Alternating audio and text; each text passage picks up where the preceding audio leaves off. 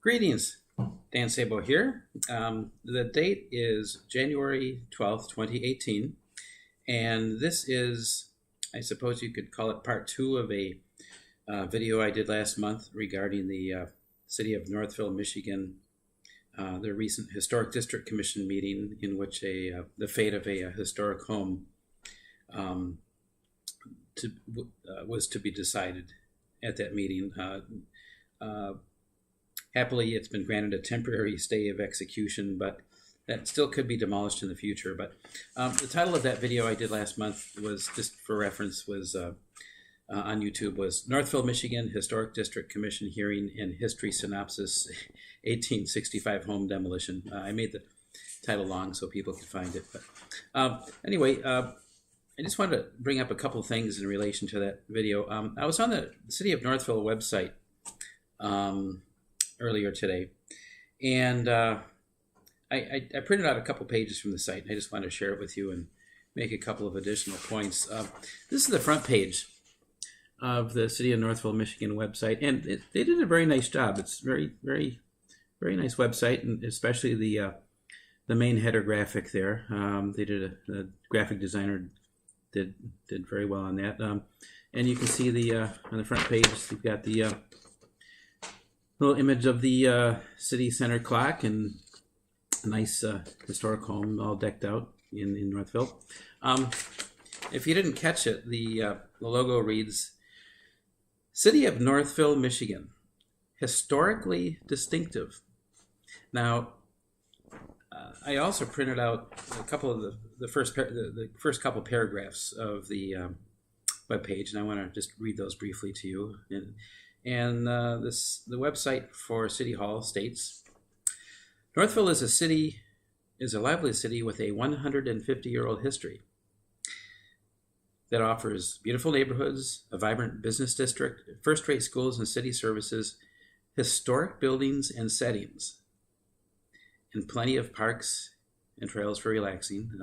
The second paragraph reads, the city embraces its heritage with historic buildings in downtown Northville, neighborhoods that feature 19th century homes, and unique historical sites.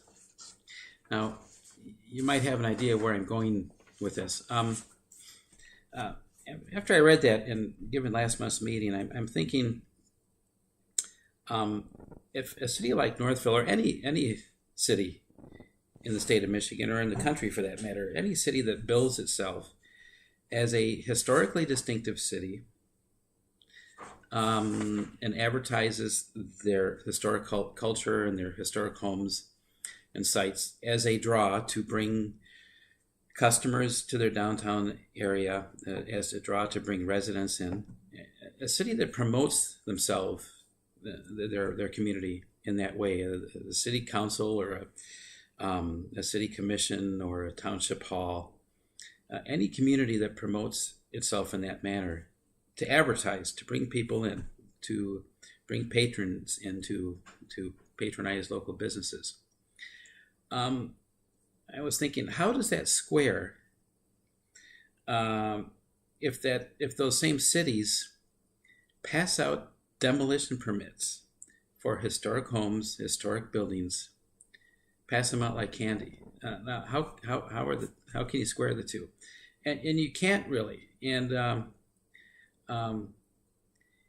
from my perspective, from what I see, and from what many folks see going on, there are a lot of demolitions of historic homes that have been going on lately in the city of Plymouth, the Northville's neighbor, city of Plymouth and Northville and other historic communities across the state.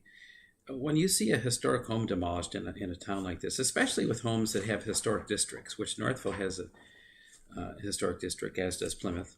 In fact, Northville has a specialty class of historic district. Is kind of unique in Michigan. When you see homes like that demolished, how can it be anything less than false advertising? And I will go so far to say, in no uncertain terms, that any city that advertises this community as historic, with historic buildings, as a draw to bring in tourism, it's fraud.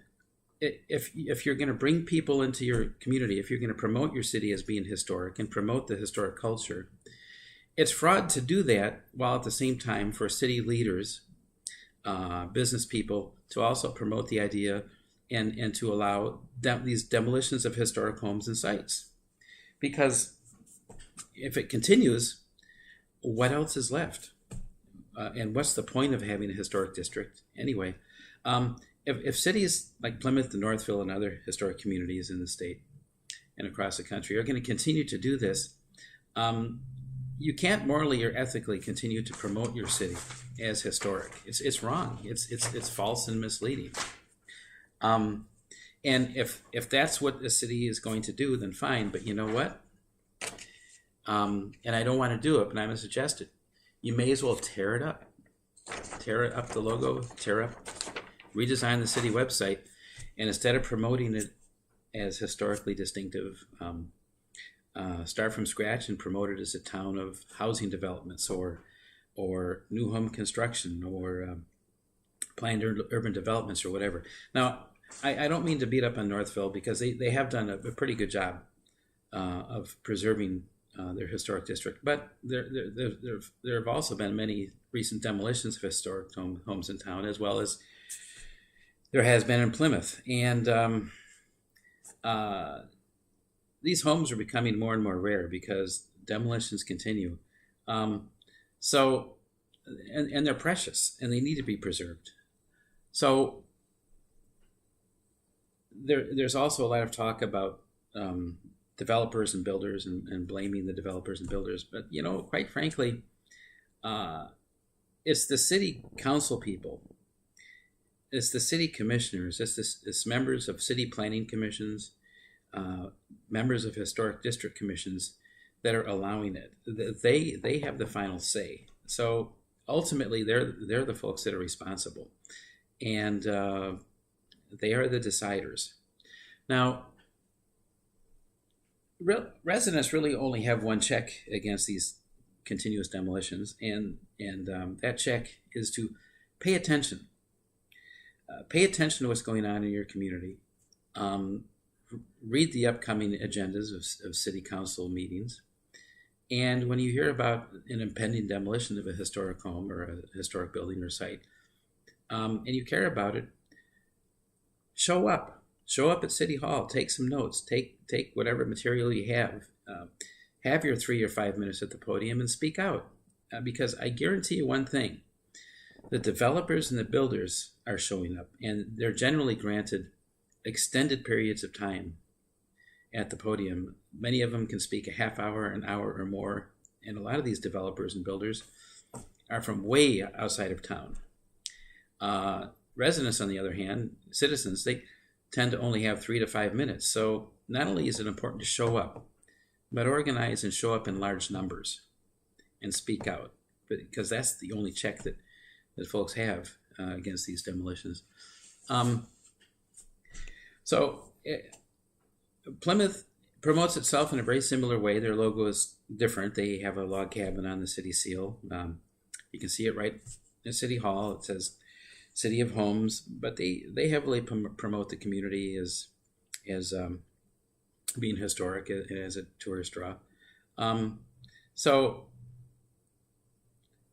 the city council, city commissions, planning commissions, they're composed of friends and neighbors. Many of these towns are small. And in my opinion, friends and neighbors don't do this to their friends and neighbors. They shouldn't be violating the spirit of the local community. They shouldn't be violating the intent of what the community wants. And if they're going to say something and advertise online and in print, they need to preserve and to maintain what they're advertising, because anything less, in my opinion, is just fraud. It's misleading. So that's primarily what I wanted to say. And I hope folks really start paying attention in town, in communities across Michigan, because more and more developers are wanting to build new and tear down these 100, 150-year-old homes. Some are much older. And once they're gone, and you'll never get them back. So that's mainly what I wanted to say. And thanks for looking in. And I may be back with some other videos in the near future. Thanks very much.